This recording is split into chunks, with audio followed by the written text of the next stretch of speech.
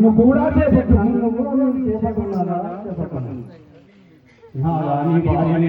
లేదు నాదా ఆమె నీ భార్య కాదు, నేనే నీ భార్య నన్ను చేసేట్టున్నాను. లేదు నాదా ఏమి భార్య నన్ను చేపట్టున్నాను. లేదు నాదా ఆమె కాదు, నేనే నీ భార్య. లేదు నాదా నీ భార్యను. అయోమయానికి గురి అయి ఇందులో ఎవరు నిజమైన సీతను ఎవరు పట్టి సీతను తెలియకుండాని సందేహిస్తుండగా సీతాదేవి